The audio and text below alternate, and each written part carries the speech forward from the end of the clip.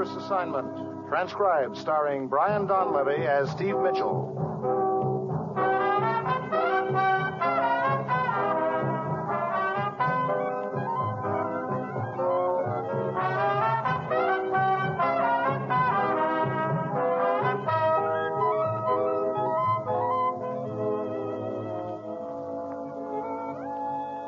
Yeah, danger is my assignment. I get sent to a lot of places I can't even pronounce. They all spell the same thing, though, trouble. But when I walk into the commissioner's office, I don't realize that this assignment's going to find me doing my level best to get blown up.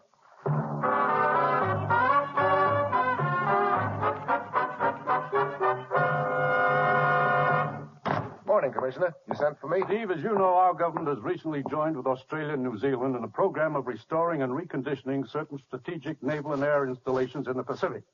Mainly anti-submarine bases. Sure. What about it? Lately, we've run into nothing but trouble down there on one of the islands. It slowed our construction schedule to a walk. Sabotage? Yes. Last night, a freighter was blown up at the docks in Rabaul, New Guinea.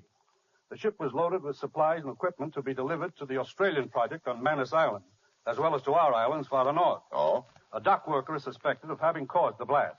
He was spotted sneaking away from the ship a few moments before the explosion occurred. The Australians have one of their agents on the job, Dawes Malcolm. Check with him when you get to Rabaul. The two of you will work together. It's vitally important to all concerned we put an end to this sabotage and get our construction program back on schedule. Well, that's it, Steve. You got your assignment. Good luck.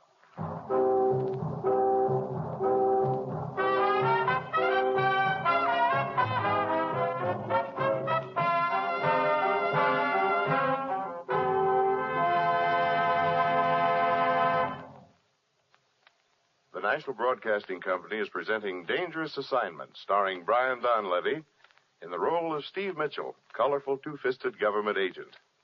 At all of those places of the world where danger and intrigue walk hand in hand, there you will find Steve Mitchell on another dangerous assignment. Here's a reminder about Thursday's entertainment schedule on most NBC stations.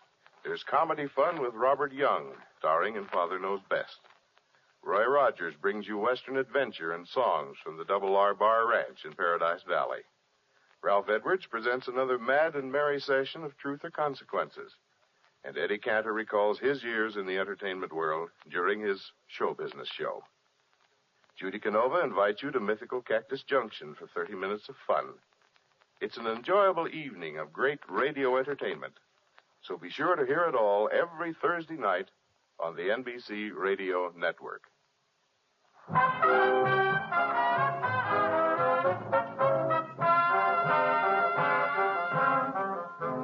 Sure, I've got my assignment. Get down to Rabaul in New Guinea and pick up the trail of a dock worker suspected of blowing up a freighter. He's our one and only lead to nail those responsible for sabotaging our program of rebuilding strategic bases in the South Pacific. It's noon Thursday when my plane lands at Rabaul, and Australian Special Agent Dawes Malcolm is there to meet me. Before I can catch my breath, he whisks me into another plane. I'm sorry for the rash act, Steve. This concerns our dock friend, Carwy, the Malay who wrecked the freighter. I learned he'd hopped aboard a ship yesterday afternoon, a small copper trader headed north. Do you know exactly where she's headed? Yes, here I have a map. I'll show you. He's bound for this island here called Lita San. It's the fourth island in the chain. Yeah, got a good head start on us. Oh, he's already arrived at Lita San. I'm certain of that. I know the ship he was on. She's fast. How big an island is Lito San? Quite a large trading center. There's a village, shops, several big plantations. Chap could hide out for weeks. You don't seem concerned. I'm not. We'll have a line on Carwy 5 minutes after we land. Such confidence. Hey, you own a Ouija board? No. But I have a friend in Lita San who possesses the soul of a ferret. I've already contacted said friend and instructed to make inquiries. As good as owning a Ouija board, though, don't you think? Sometimes better.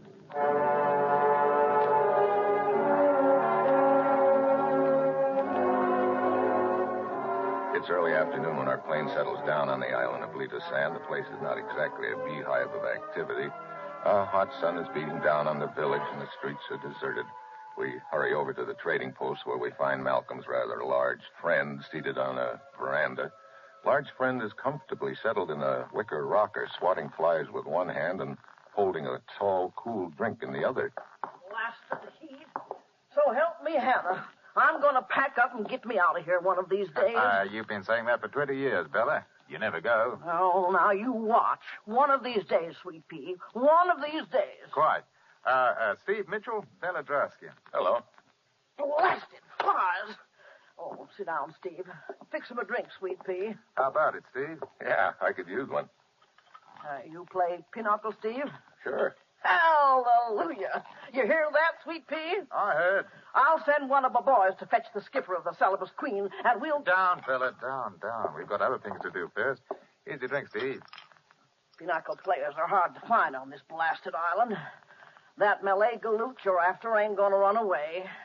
We'll have time for a game if these blasted flies... Where is he, fella? Oh, out at the old Henderson place.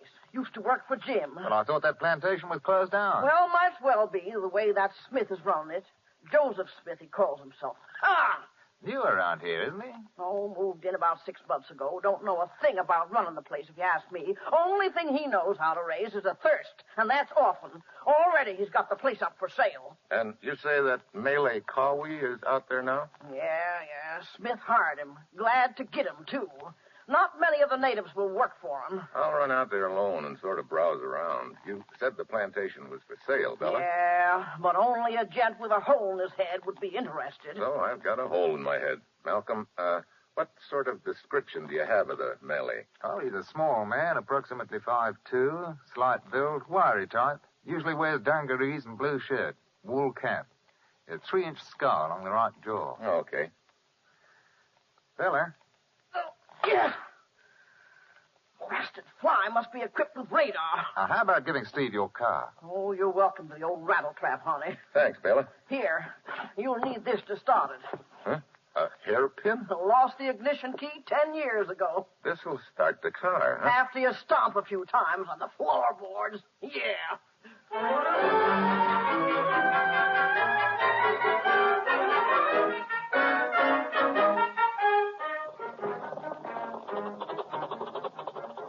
5 minutes later, I'm wheeling Baylor's two-tone Essex along the docks. I follow directions and turn into the jungle, head south.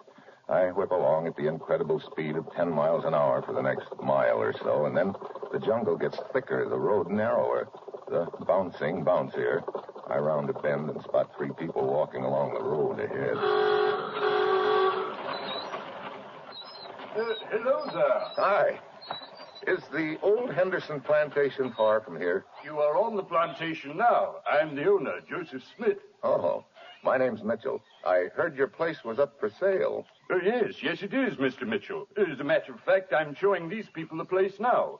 Miss Devani, Mr. Schuster. A pleasure indeed, Herr Mitchell. How do you do, Mr. Mitchell? Miss Devani? Mr. Schuster? Tell me, Herr Mitchell, you are an agent? What? A real estate agent? You wish to buy for yourself, or is it for someone else? Oh, no, for myself. I see. The reason I asked, my fiancée and I have been looking for a suitable buy the past month with very little success. I thought perhaps if you were an agent, you might know of... No, I'm sorry. Afraid I can't help you there. Mr. Mitchell, I shall not be long. If you will drive on to the house and wait there. Okay. Coming, Elena? But, darling, if you don't mind, I'm tired. I think I will go back to the house if Mr. Mitchell will be kind enough to offer me a lift. Sure. Very well. Come along, Mr. Smith. This way down the path. The plant is only 100 yards or so. Hop aboard, Miss Devani. Thank you. Oh, this is wonderful, Mr. Mitchell. I could not have walked another step. Well, keep your fingers crossed. I still have to start up this monster. First, a twist of the hairpin. Then a 1, a 2, a 3, and away we go.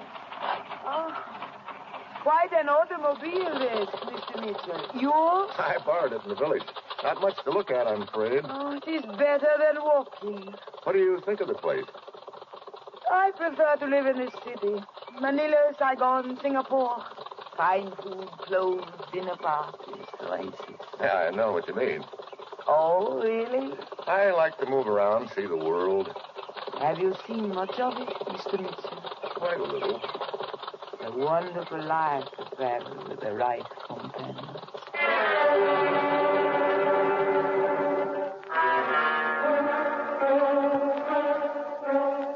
It looks like a forward pass, but I let the ball drop for the present. We finally pull up at the main house and continue our conversation in the shade of the wide veranda.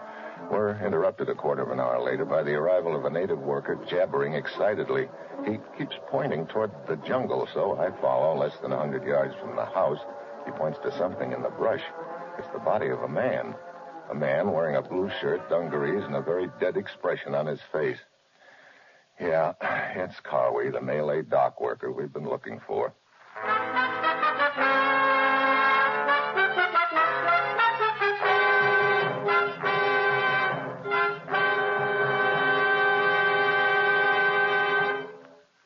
Brian Donlevy will continue his dangerous assignment in just a moment. Everyone dreams of a rosy future when they'll finally be able to retire and really enjoy life. Vacationing in different lands, enjoying the scenery of our own country, or just basking in the sunshine of their own backyard. Well, the dream can become a reality through United States savings bonds. And you don't have to be a rich man to afford United States savings bonds. Yes, you can buy a savings bond with a modest $18.75, or you can buy a savings bond for $7,500.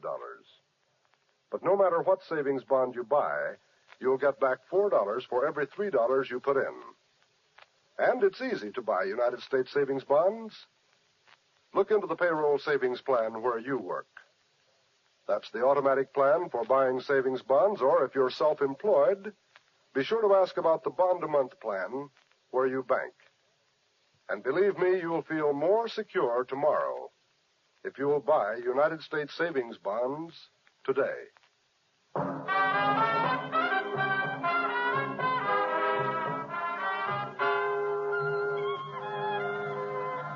Now back to Dangerous Assignment and Brian Donlevy as Steve Mitchell.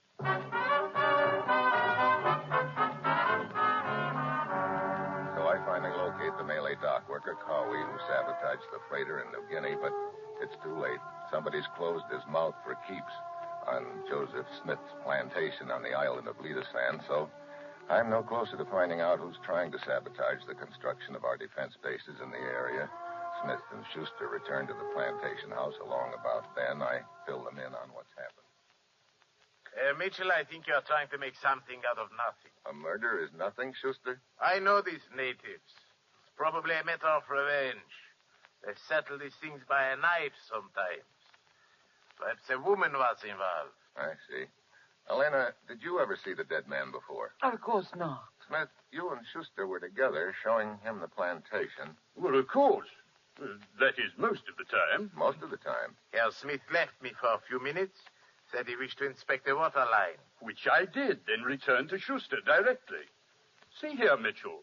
What's the meaning of all these questions of yours? Nothing, Smith, nothing. I guess I'm just the nosy type.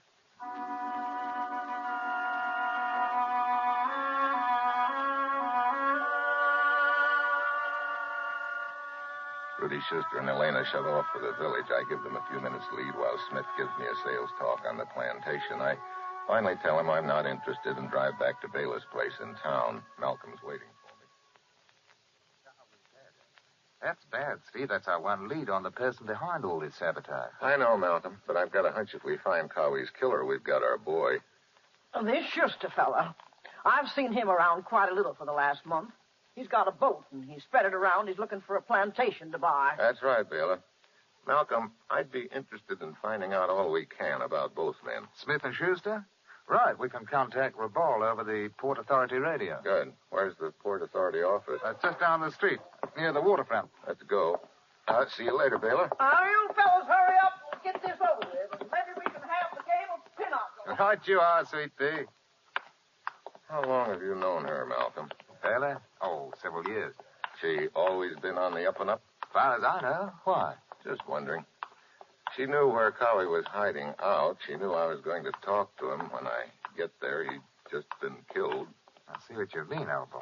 Just a thought.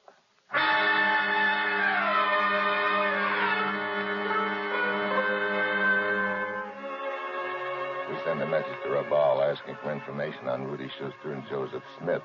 Malcolm sticks around the office to wait for an answer. I wander along the waterfront. Steve! I turn around. Elena is waving to me from the deck of one of the boats tied up at the wharf. From the board. Okay, Elena. Hey. Nice boat you've got here. It's Rudy's. He around? No, he's in town. I'm so glad to see you, Steve. I'm still shaken over that murder. Here, let me pour you a drink. Pitcher of ice water? Martini. You are shaken. Oh, let's talk of pleasanter things. Here is your drink. Thanks. To us, perhaps? Why not? That's a nice perfume you're wearing. Toujours moi. Hmm? Always me. That's a thought. I'm leaving tonight, Steve. Always it seems I leave at the wrong time. Yeah. Unless maybe you don't want me to leave. What about Rudy? Rudy bores me. All he wants to do is poke around from one little island to another. Looking at plantations, huh? Mm-hmm. You said you were shoving off tonight. Are you going on to some more islands around here? Yes. Steve, if you don't want me to go. Quite a coincidence, Elena. What is? The reason I came down here to the waterfront was to hire a skipper to take me around to some of the islands so I could look at some plantations. Steve, why don't you come with us? Do you think it'd be all right with Rudy? We'll see that it is. Please, Steve, you come with us. Huh? Oh, okay, Elena. Sounds like a good idea. I'm glad you thought of it.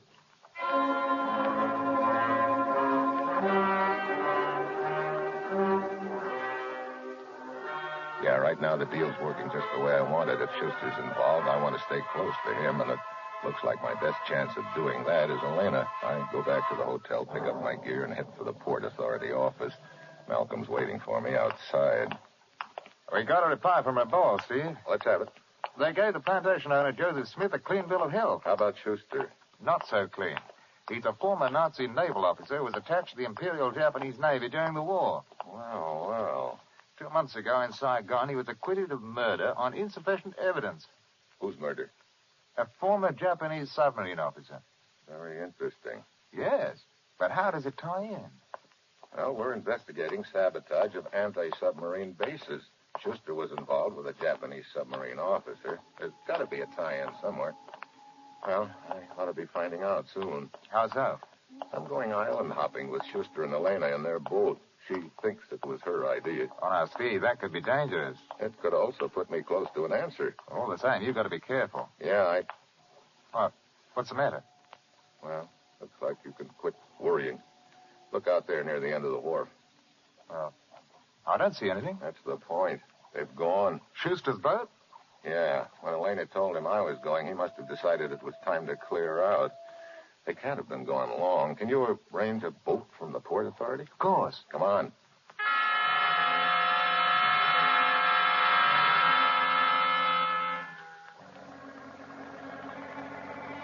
Once outside the breakwater, we spot Schuster's boat on the horizon. It's dark by now. We tail him to the vicinity of a small island, then lose him. We circle the island. This island is one that your government was planning a base on, Steve. They should have been working here by now, but the sabotage has slowed things up. Wonder what Schuster will... Hey, hold it. See that little flare of light near the top of the island? Where? It's gone now. Well, let's go ashore and have a look. We move in closer. Cut the engine, drift ashore. We work our way through the underbrush towards the place where I spotted the light. It's a big rocky hill rising up in the center of the island. We start climbing, halfway up. On a ledge that's hidden until you get right to it, we find what we're looking for. Hey, Steve, it's the mouth of a cave. Yeah. Look, a busted kerosene lantern. That's what caused that flare of light. Here's the sand they threw on it to put it out. Right a detective, Mitchell. Hello, Rudy. Keep your hands inside, both of you. It's my man Hans here who clumsily knocked over the lantern. As you see, we both have guns, and he is eager to make up for his stupidity. Don't tell me you didn't bring Elena along. I left her in port. The silly girl knows nothing of this. So you're the one behind the sabotage, Schuster. Slowing us down because you wanted time to find something that was on this island, right? Right. Something maybe in this cave? Did you find out about it from the Japanese officer whose murder you got away with in Saigon? You don't miss a trick, Mitchell. Yes, I'd known about it for some time, but Nakata was the only one who knew its location. Took me quite a while to catch up with him. Then to work my way here gradually so as not to arouse suspicion. What is it? Gold and silver, Mitchell. Taken from Java by Japanese submarine in the early part of the war. Hidden here in this cave. $500,000 worth. Nice haul. And the two of you will help Hans and myself carry it down to the boat. Then what? Well, let us say that you will become so attached to this cave you will never leave. Hans, guard them while I locate the gold inside the cave. Yeah. Just a minute, Schuster. What is it? You seem to have figured out most of the angles. Could be there's one you've overlooked. What is that? You haven't been inside the cave yet. That Japanese officer you killed might still have the last laugh on you. Maybe he booby-trapped the gold. Booby-trapped? Don't listen to him, Hans. He's just stalling. Am I? Booby traps have been rigged before. Very well, Mitchell. I tell you what. I will give you the honor of going into the cave first. You can then find out for yourself. Okay, Schuster. I'll go first. Wait! He realizes his mistake too late. I dive into the cave into one side. The shots go wild. He pounds in after me. I move fast in the dark, start a wide circle to get back to the entrance. I can hear him stumbling along behind me. I keep circling. I'm almost back to the entrance now. Then I realize I'm silhouetted in the moonlight. Mitchell! Stay where you are! I'm cooked. He takes a couple of side steps for a better shot, then the explosion sends me sprawling out of the cave. Steve, you okay? Yeah. Hey, what about Hans? Hey, he took his eyes off me at the explosion. I clipped him. What happened inside? Schuster must have tripped the wire that set off the booby trap. Oh, brother. And me charging around there in the dark. Yes. Well, I'm sure the gold wasn't damaged much. We'll contact the authorities in Java about it, but just one little question, old boy. How do you know about the booby trap? Just one little answer, old boy. I didn't. You what? Well, remind me never to play poker with you. Well, I expect you'll want to be getting back to port. Schuster said that Elena was still there. Elena? Are you kidding? I just barely escaped from one booby trap. I'm going to quit while I'm still ahead.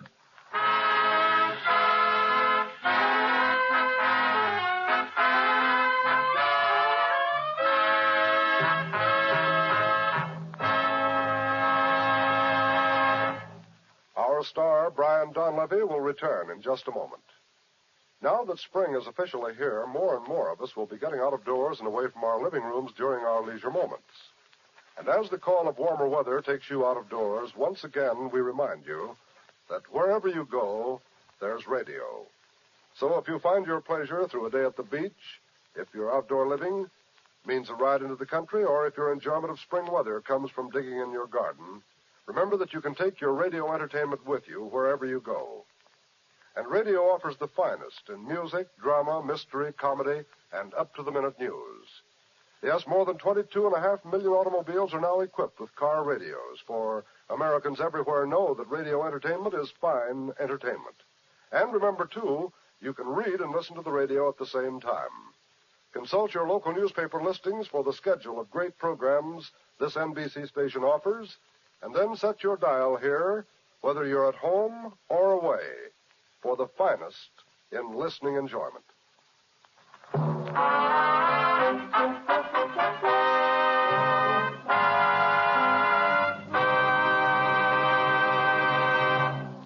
Next week, Trieste in the friendly game of checkers. I get jumped. And that will be Steve Mitchell's dangerous assignment next week.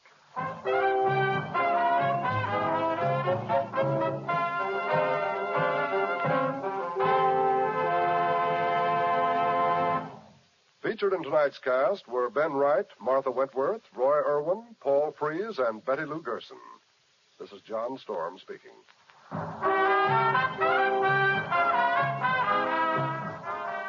Dangerous Assignment, starring Brian Donlevy as Steve Mitchell with Herb Butterfield as the commissioner, is written by Bob Reif and Adrian John Doe and is directed by Bill Karn. Be with us again next week at this time when Brian Donlevy, starring in the role of Steve Mitchell, will embark on another transcribed Dangerous Assignment.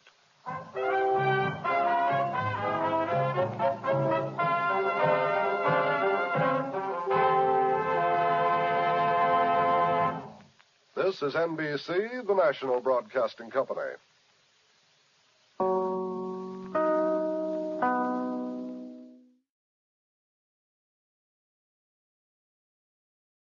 It's not easy being the one everyone counts on to keep the facility running, no matter the weather or supply chain hiccup. But we get you, Raymond in Buffalo, and Maria in Miami, Jules in Minneapolis, and Stan in Central Indiana, taking control of everything that's under your control. At Grainger, we're here for you with experienced branch staff at over 250 locations so you get the product you're looking for. Call, click Grainger.com, or just stop by. Grainger, for the ones who get it done.